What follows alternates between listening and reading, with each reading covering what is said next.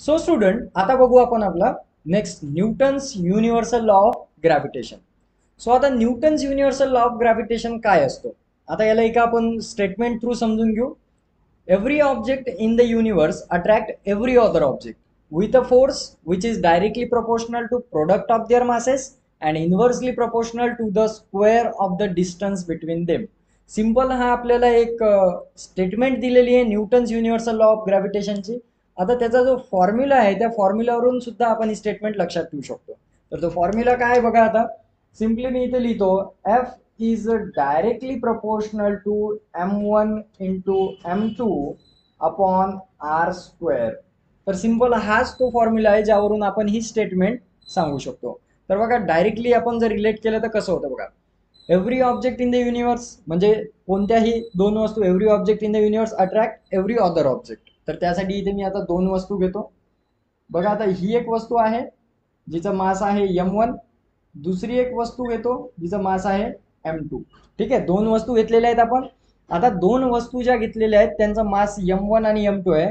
The both the object attract each other, दोन्ही एकमेकाला attract करतात विथ अ फोर्स. आता ही पण एक अट्रॅक्ट करणार, ही पण अट्रॅक्ट करणार विथ अ फोर्स. पण फोर्स कशी आहे? Directly proportional to the product of their masses. Product म्हणजे गुणाकार, दोघांच्या मासेसचा गुणाकार, product of their masses. And inversely proportional म्हणजे अपॉन मध्ये बघायचे, inversely proportional to square of the distance म्हणजे या दोघांमधलं जे डिस्टन्स आहे, तर डिस्टन्स हे सेंटर पासून तर याच्या सेंटर पर्यंतचं डिस्टन्स. सो या डिस्टन्सला आपण म्हणणार आर.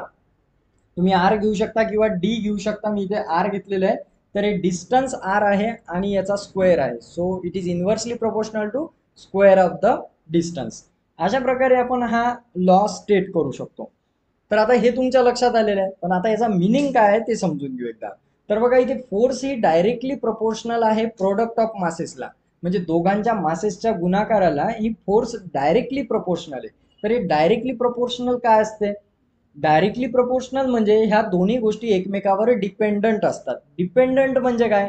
तर मास जर एखाद्या वस्तूचं वाढते तर ती फोर्स सुद्धा वाढते असं आपण म्हणू शकतो. म्हणजे त्या एकमेकावर डिपेंड आहे, एक गोष्ट वाढली की दुसरी ऑटोमॅटिक वाढते. सिमिलरली इन्व्हर्सली प्रपोर्शनल काय? तर इन्व्हर्सली प्रपोर्शनल म्हणजे आता जसं की बघा, इथे मी आता याला एक अजून फॉर्म्युलेट करून लिहितो, F directly proportional to m1 into m2.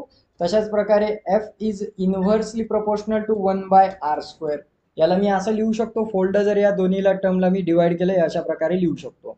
So आता इथे ही इन्व्हर्सली प्रपोर्शनल म्हणजे जर का डिस्टन्स मी वाढवलं तर इथे फोर्स काय होणार? कमी होणार. म्हणजे हे एकमेकाला उलटे असतात. जसे हे दोन्ही वाढतात, वाढवल्यावर एक वाढली की दुसरी वाढते, तसं इथे एक वाढली की दुसरी कमी होते. इथे असं उलट असते, म्हणून त्याला इन्व्हर्सली प्रपोर्शनल म्हणलेलं आहे. तर आता हे काय डिटेलमध्ये बघू. बघा, इथे दोन वस्तू आहेत, दोन्हीचा मास आहे m1 m2, दोघांतलं डिस्टन्स आहे r आणि फोर्स आहे f. सो आता इथे सपोज करा एखाद्या वस्तूचं मास जर मी डबल नाही केलं, मास जर डबल करतो तर फोर्स सुद्धा डबल नाही होते, राईट. एक वस्तू जर जड झाली, मास वाढलं, तर इथे काय होणार? त्याची फोर्स सुद्धा वाढणार. तशाच प्रकारे इथे जर का मी डिस्टन्स वाढवलं, आता या दोघांमधलं डिस्टन्स जर डबल केलं तर फोर्स जी आहे 4 फॅक्टर्सने म्हणजे 4 टाइम्स कमी होते. आता 4 टाइम्स कमी कशी होते? तर इथे स्क्वेअर दिलेला आहे डिस्टन्सचा, म्हणून इथे जी लागणारी फोर्स सुद्धा आहे ती काय होणार? 4 टाइम्स कमी होणार. आलं लक्षात? So force will be 4 times reduce असं आपण म्हणू शकतो, डिस्टन्स जर वाढवलं, डबल नाही केलं. तर आता हे कसं होते याचं एक सिंपल एक्झाम्पल आहे. आता या दोन वस्तू आहेत, दोघांमधलं डिस्टन्स कमी आहे. डिस्टन्स कमी आहे म्हणून फोर्स जास्त लागणार. जर त्याच वस्तू मी दूर दूर ठेवल्या, डिस्टन्स वाढवलं, तर दोघांमध्ये लागणारी फोर्स काय होईल? कमी कमी होत जाईल. बरोबर आहे, जेवढं मी डिस्टन्स वाढवेल तेवढं काय होणार? त्यांच्यामध्ये लागणारी फोर्स कमी कमी होत जाईल.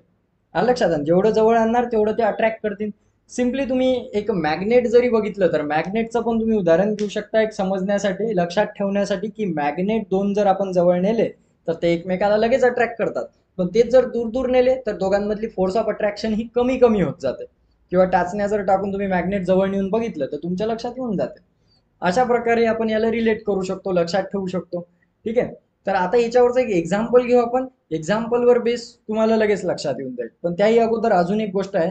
तर बघा, जर का बॉडीज किंवा ऑब्जेक्ट जर स्पेरिकल दिलेले असतील, गोल दिलेले असतील, तर त्यांच्या मधातलं जे डिस्टन्स असते हे आपण नेहमी सेंटर पासूनच मेजर करत असतो. स्पेरिकल आहे म्हणून सेंटर पासून अंतर दोघांचं घेतलेलं आहे. तेच जर का बॉडीचा शेप बदलला, सपोज रेक्टँग्युलर आहे किंवा स्क्वेअर शेप बॉडी आहे किंवा ह्युमन बॉडी आहे, आता हिचा आकार जो आहे डिफरंट आहे, सो याचं मग डिस्टन्स कुठून घेतात, तर याचं जे डिस्टन्स मेजर करतात दोन बॉडीतलं, तर ते सेंटर ऑफ मास पासून करतात. म्हणजे पूर्ण बॉडी जिथे सिच्युएटेड आहे, सेंटर ऑफ मास म्हणतो त्याला आपण, तिथून दोन बॉडीतलं डिस्टन्स आपण मेजर करू शकतो. तर अशा प्रकारे याला आपण म्हणणार. आता हे तुम्हाला लक्षात आलेलं आहे कसं करायचं. आता आपण यावरचं एक एक्झाम्पल घेऊ आणि ग्रॅव्हिटेशनल फोर्स कशी कॅल्क्युलेट करतात ते बघू. तर एकदा या फॉर्म्युल्याला आपण डिराईव्ह करून घेऊ, प्रॉपर फॉर्म्युला बनव. तर बघा इथे आता एफ इज डायरेक्टली प्रपोर्शनल आहे.